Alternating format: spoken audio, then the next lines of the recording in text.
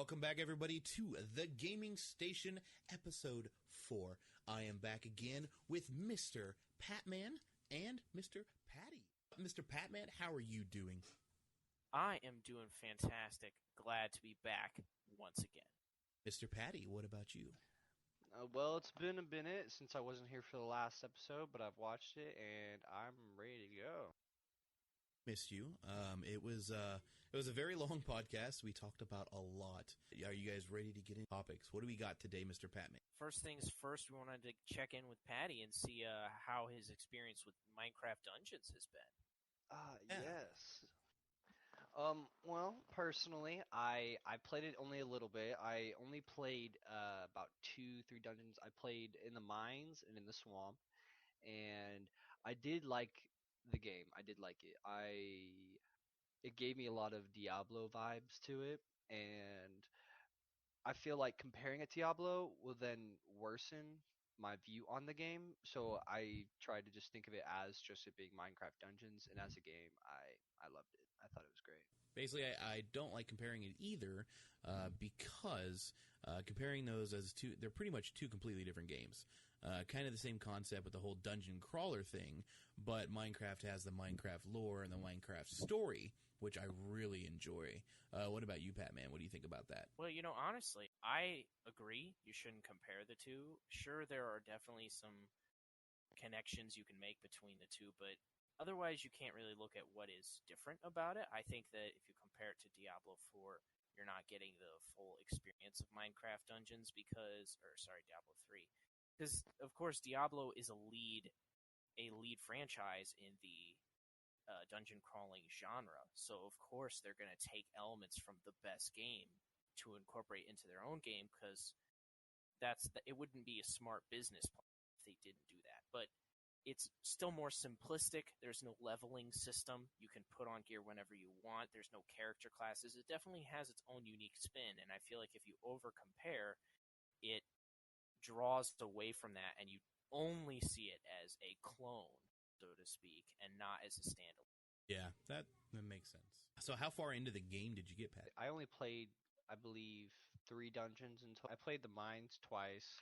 I played it once on just an easy mode, and then I played it another time on hard. I wanted to understand the difference in difficulty, and then I played the swamps just because I wanted to see another map as well and see the different graphic design they had. And I did like it. I liked the fact that when I went into a different one, the enemies had their different attack patterns. I had to play it differently. So it was definitely it was a fun game. It kept me on my toes. I had to try, especially in hard. The hard mode, I was sweating getting through that dungeon. I've definitely had some difficulty with the game on harder difficulties. It definitely does get harder. Especially Clarity and I, my girlfriend, we didn't even beat the game because it was so hard. The last level gave us such a run for our money, and I've been gaming for a long time, and it's still difficult. That definitely says something about the game. Absolutely. They did a good job with the difficulty scale. It's not impossible, but they make you work for it, and it's a good balance. Mortal Issues, I think, is what they were talking about making Diablo 4. I don't know what the name is going to be. I haven't read anything about that. I've seen some gameplay, and it's definitely a darker themed Diablo. They're going back to their roots, but I haven't read anything about the title. I remember it had to do with vampires. That's kind of the angle they're taking in the next game. That sounds kind of cool. I can't wait. I'm gonna love it no matter what. I'm a big Diablo. Amen. Yeah, I've been a fan of the franchise for a long time. I definitely am going to enjoy it.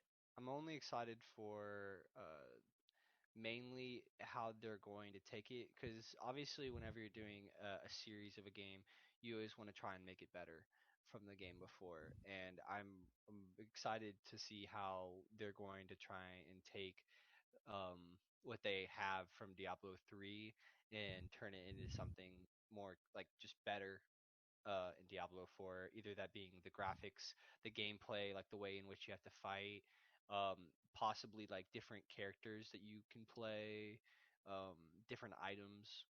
Oh yeah, absolutely. Character classes is definitely something I'm excited for. Diablo does a really good job with character classes, so I can't wait to see what they'll do there. What's your guys' favorite classes to play on? Well, as it stands, my favorite class in Diablo 3 has definitely been the Necromancer. I know it's the newest character class. Before that, I was definitely a Demon Hunter player, and I know Patty and I had talked about at work the other day Demon Hunter class as well. Mm-hmm. Yeah, the Demon Hunter was definitely one of my favorites because I definitely liked once I got farther into the game and I started playing it, speed runs kind of became my addiction in Diablo 3, and playing Demon Hunter, it's kind of like the fastest way, just because you can jump around and shoot everything as you're just running past, and it just the clear was insane. Oh, absolutely, and definitely like the clear was insane, and the crowd control. I loved multi-shot and the builds you could do around that, and I like Demon Hunter for the speed. But if you haven't played Diablo in a while, Patty, you should check out the Necromancer because he actually is leading the leaderboards for speed runs, and I had lots of fun playing Necro. Yeah, I went back to the game a little while ago with one of my friends who I used to grind with all the time, and he created a new class for Necromancer, and I remember watching him play, and that it kind of OP, not gonna lie. Dude, it's super OP. No, it is Yeah. overpowered. They overdo it, but I like it. I don't care how overpowered it is. It's not The builds point. are amazing. Exactly. Yeah. It's Diablo. If you're OP, Yeah. it's PvE. But yeah. I some reason why I always like before Diablo 3, of course, I always played warrior, and I don't know why. I mean, I always picture myself as the warrior, like the barbarian, like the tank class. Yes, yeah, barbarian. and those don't really work that well in those kind of games. I found out. Actually, you'd be surprised. Yeah. Well, they work as if you're in a team. I found like the Necromancer or was it the Wizard? One of the Wizard. Like I said, I definitely got into the grinding of that game, and that friend that I was telling you about a minute ago, he actually had a barbarian class too that was, if not stronger than mine, because just like if you build correctly in any game, like in a game like Diablo, where it's meant on like how you build affects how you play. Just because you might think it's lacking, there's game mechanics that give you the advantage to take what might seem simplistic and turn it into something OP. Like, no, go ahead. That's all And I wanted to say. I was gonna add on that I also think that even if you do customize it to be any build, because a lot of them are versatile like that, you can still. I would say Barbarian is more fun in a group than solo. I feel like Barbarian gets stale solo, whereas Necromancer and Wizard can be more fun solo. But in my opinion, dungeon crawlers are best played with other people, especially a game like Diablo, because then you get that group denser, harder mobs. You know, it just feels better.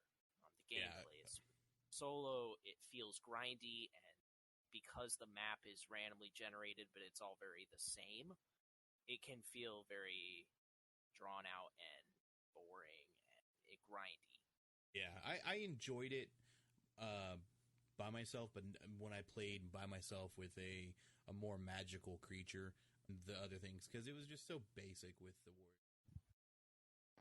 Absolutely. So yeah, of what I've read so far, technically there's just no current release date for Diablo 4 Immortal Issues. What do you guys think? I haven't read anything about the release date too much or anything.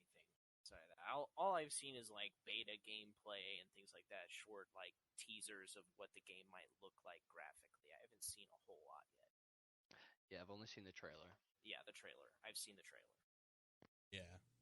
Well, I mean, I looked up in two different sources, and both sources were kind of basically countering each other. One said that it wouldn't come out this year. So one said they don't even look forward to it coming out in 2020 or 2021. That 2022 is most likely the time that it's going to be coming out. So. I would not anticipate a 2020 release. Yeah. I would just not because of anticipate everything. that soon. Blizzard tends to take their time with their games and how long they That's take to develop them. that is And true. yeah, and not to mention, like, if they blow it out of the park early and overhype the game, I feel like they're going to ruin their audience and their playership as for what little they have left after Diablo Immortal launching on mobile and people really hating that because it's a PC game at its core. I think a lot of people are like don't want to overhype it, so I think Blizzard's going to do like a less public release. I think there's going to be less info given up front except little tidbits to kind of build hype without leaving too much room for disappointment. So on new games, how about No Man's Sky? I know you brought that up last time, Patman. Yeah, About so I'm down. Xbox Game Pass, I believe. Yeah, it's on Game Pass as of June. I know we're a little into June, but I moved last weekend, so my internet's going up tonight, my new internet, and I'm going to download it and hopefully get into it sometime this week. So I'm Awesome. definitely excited for that. And I believe Patty said that you were just playing it on PC, right? Yes, I have. I've. It's been a while since I played it, but I'm excited about the newest updates they came up with, which were the living ship, um, which is one thing that I'm excited to try and get into again. Start learning how to do that. I want to learn more about like what's up with the living ship. Like, does it do anything special in comparison to your regular spaceship? Is it bigger? Like, can you move around in it? Like the freighters that they have. I'm also excited because I've been looking into it a little bit more, and it seems like there might be an update coming where they actually add cities, and that is something I'm extremely excited for. It would be really cool. I heard you say something about cities. I know they have small like little camps or bases around. So cities, what do you mean? Like are we talking about like humongous areas?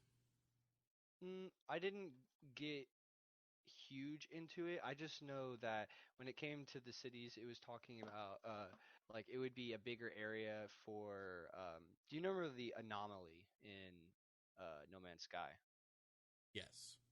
The basically, I know it's gonna go off the concept of the anomaly, where it's a bigger area. Where there's actually more interaction, you could meet other players, um, group up, I guess. I don't know all the aspects that they're going to come up with, but I know that when it comes to like the cities, obviously it's just going to be a bigger area where you're able to do more, explore more, possibly missions, new missions as well. That'd be interesting if they could do something like that as well. I never got too far into the game. Multiplayer itself was really cool. How it worked because I know you could eventually find more people in your area. Like so, have 4 friends, and then like you could have like up to 20 to 25 people that you could see in your area. Do you remember anything like that? Mm, I remember they said something like that in the launch of the game originally, but then people saw that as a scam and it wasn't true, and they got a lot of bad press on it. I don't know if that's a thing now. I don't know if they fixed that. Okay. Yeah, I know we were able to get quite a few, but it was mainly the main 4, I guess, more than I was looking forward to being able to play like basically a MMO type game where you could see like 50 people. But I do see that there's an exo mech warrior. Yeah, that I saw that too. That looks new as well. I don't remember doing anything like that. I know you had your exo suit, but not like anything super crazy like that. I cannot wait to play it though. Yeah, I think with like we said last week, like with you liking those kind of games, especially now that it's not broken and meets pretty much all of the things that they said it was going to have. Finally, Absolutely. Yeah, now that it doesn't it's not missing all the things that people were excited for to begin with. I'm definitely more excited because now I can really engage in the content that the game has to offer as a whole package. CyberPunk 2077. Anticipation for that game is just crazy. Worries Why you? does it worry you, Patty? The overhype you were talking about, it actually worries me because with every game that comes out, either it gets hyped up, people don't know about it, and then it comes out, and then it just starts to get press. The press for the game is like over. I feel like it's going to overhype the game, and that when it comes out, people are going to expect so much out of it, and they're not going to get everything, and it's going to ruin the game in a way. Yeah, kind of like we were talking about last week. Watch Dogs kind of had. Yes. Or No Man's Sky, as we were just talking about. Well, I mean, at least No Man's Sky finally hit the mark. Watch Dogs kind of just fell off the mark. Yeah, that is true. It's important to look at the history of the game. Cyberpunk, I agree with Patty, don't overhype games, but at the same time, Cyberpunk is a RPG game coming from an RPG game company. CD Projekt is the developer behind them, and they made the Witcher series, which is well known for being a fantastic RPG. So and they're not veering from their genre. Games like Watch Dogs, Ubisoft made Watch Dogs, but they also made Assassin's Creed. Like they are not sticking to one genre and mastering that genre. Watch Dogs came from a company that made a different kind of game that was good. So they kind of went into a different kind of genre, and that didn't go very well. This isn't a new venture for CD Projekt. It's a new game, but it's coming from a company with a history of making good RPG games like The Witcher. So that's something I think is important to look at. I kind of agree. The only problem is I've never played The Witcher. I do now own all 3 of them. I do plan on doing a series eventually. I have played The Witcher 3, and it lives up to its name. Agreed. It definitely does. I played that one, and I didn't even play a ton of it, but it was so good. I only had to play like a half hour, and I was like, this game is already amazing. I played it 3 times. Heard that The Witcher is going to make me hate Skyrim. That's pretty much make you hate what? Skyrim. The Elder Scrolls Skyrim. Yeah. I can see why people would say that, but I don't personally agree. To me, they're definitely both like they're in the same ballpark of games, but they're also still very different. They're entirely different worlds. The gameplay is entirely different. The concept of being a Witcher versus being the Dragonborn. I see how people could make that comparison, but like I've played both, and I love them both individually. Yeah. They don't cross over for me. I feel you. Yeah. Basically, I guess it's just the genre of game. The Witcher did it better, I guess. But I mean, Skyrim is like is a game that holds up 10 years later. Yeah, I mean they both. I might be mistaken, but I'm pretty sure they both won Game of the Year. I know Skyrim did. I don't know if The Witcher 3 did. It did. It did. So they both won Game of the Year. Like in my opinion, they're both really great members of their genre. But because Cyberpunk is coming from the same developer, I mean, Watch Dogs came from Far Cry and For Honor and Assassin's Creed. Like those are all very different games coming from one publisher or one software developer. I feel like Cyberpunk having that advantage of like people who know what they're doing plays a role. Not to say that you should still super hype it, but I see why people are excited. I guess one fail in the series isn't a bad thing because the rest of those games you mentioned were complete success. So, I mean, I know Assassin's Creed has kind of fallen off. I mean, when you make 15 of the same game, just newer, right? You're gonna have that issue, but people still play it though. It's true. That is very true. Well, I enjoy Assassin's Creed. I don't play too often, but I enjoy it. I'm excited for Breath of the Wild 2. That's probably my biggest hype of a game. Yeah. So yeah, Breath of the Wild 2. So we did talk about this last podcast as well.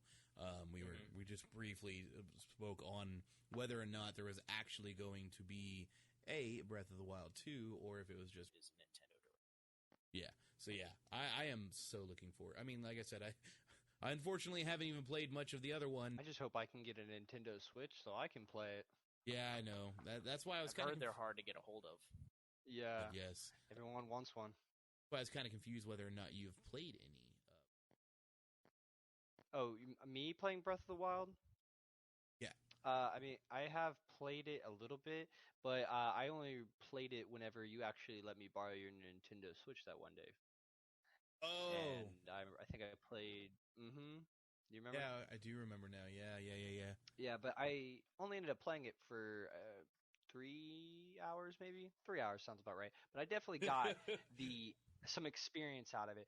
Now, don't get me wrong, I definitely did not experience the whole game in any way, because my brother actually had the game and he's played it like twice and he's told me a bunch of stuff that I didn't even touch when I played that game.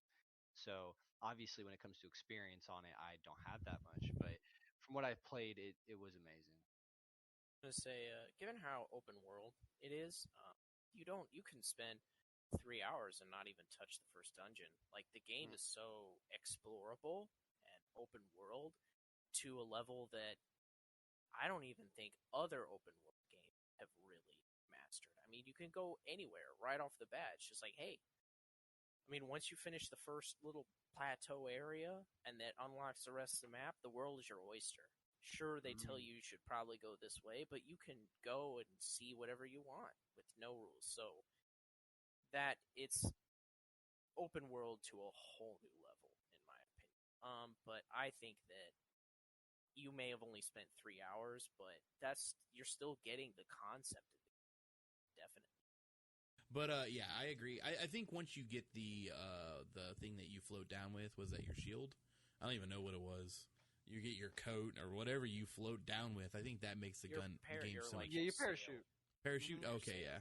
There's so many It's like things a in that game. That's what makes Zelda so good. Which we'll touch on a future episode though, more about Zelda. Yeah. But that's Hopefully one next cool episode thing. we'll Yeah.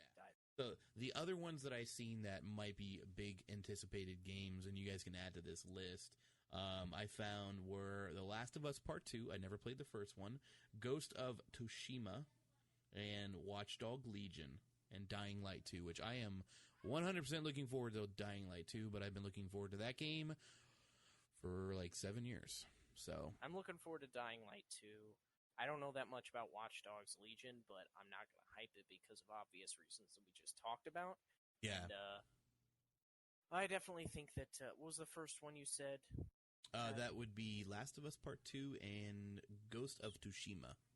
So I'm unfamiliar with Ghost of Tsushima, but I know that Last of Us 2, like, I've seen gameplay of Last of Us. I've like seen the story. I know it. I never had a PlayStation during that time, so I never played it all the way through myself, but I watched people play it, and it's a very good game, and it's definitely something to be excited for, but Yeah. it's a sequel, and I am actually very worried that people will overhype it because of how great The Last of Us was, and it's not going to be what people want it to be. I kind of agree with you on that. And I wanted to correct myself. Dead Island 2 is the one. Dead Island. That's the one I've been waiting for 7 years. I've been waiting for Dying Light only a few years. So, yeah, Dead Island does not have any release date yet for number 2. It's just been in the works for years.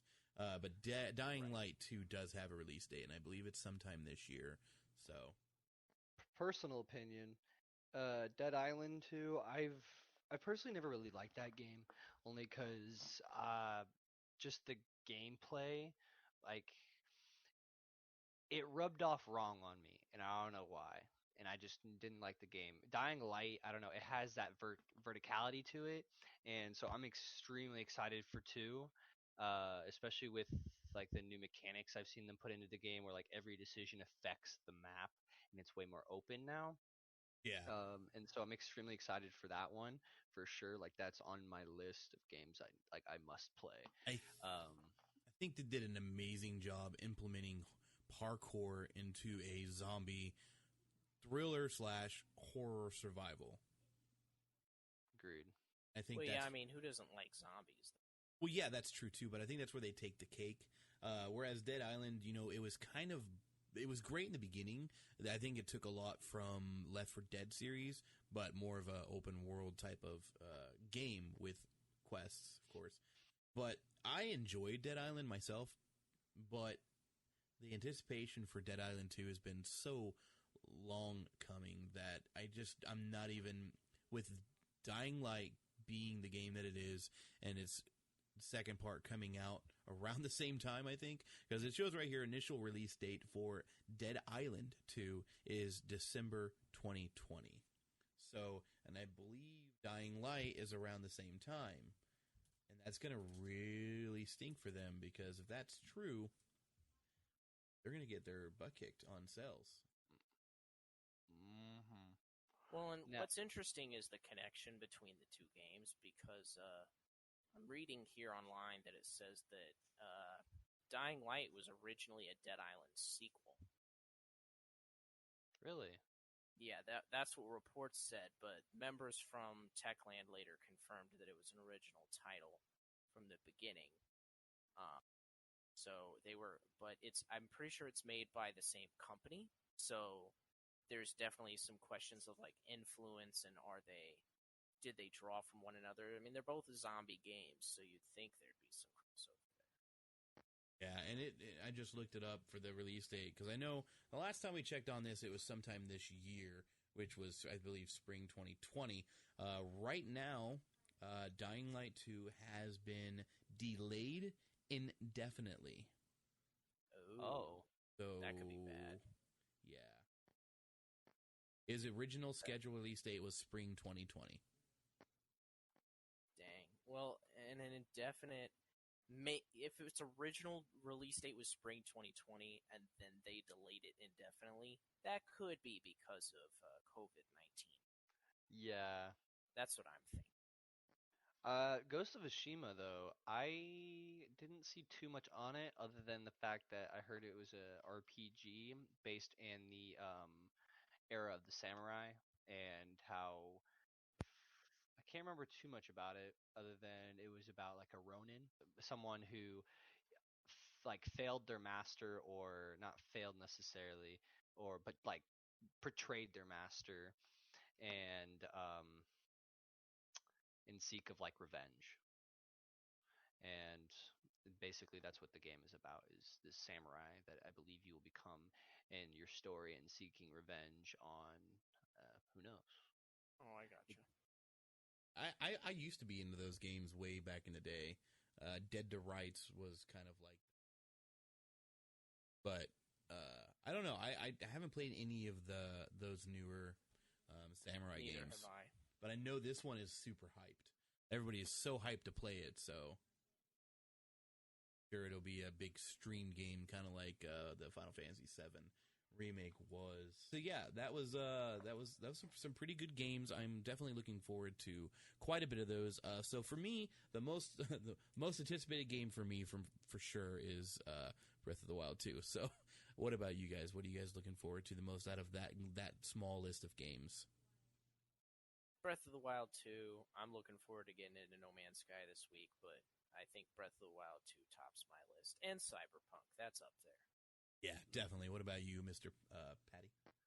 Well, I'll admit I might have said, overhyping it is bad with Cyberpunk 77, but with all the pushbacks they've had and all the time they've had, I think it's going to come out to be amazing, and that's most likely what I'm most excited for sure. I think next podcast, I was hoping we would kind of go in depth more on the Legend of Zelda franchise, and go into. I don't know too much about the smaller games on the handhelds, but for as like Nintendo 64, Nintendo, Super Nintendo, and of course the Switch and Wii and Wii U games, I know a lot more about. But when it comes to the 3DS games, I know absolutely nothing because I don't have any of those. But yeah, we can cover the major titles. Yeah, love to jump into something about Absolutely. good feel on that next week, possibly. So here if you guys reached the end of this podcast, we thank you guys so much for hanging out and coming out and watching our podcast, whether you guys are on YouTube, Spotify, Apple Podcast, Google Podcast, and more podcasts locations to come. But yeah, thank you guys so much. Hit that like button if you're over on YouTube, and comment down in the comments more that you guys would like to see, or if you guys have any additional things you want to add on to this episode about any of the games that we talked about. Make sure you guys check out our Facebook page. It is The Gaming Station Podcast. Our Twitter will be coming up, The Gaming Station Podcast as well. Merch coming soon. We looked into some merch places. Going to be looking into better merch places that have more options. So if it's not something I would wear, I'm not going to sell it to you guys to wear.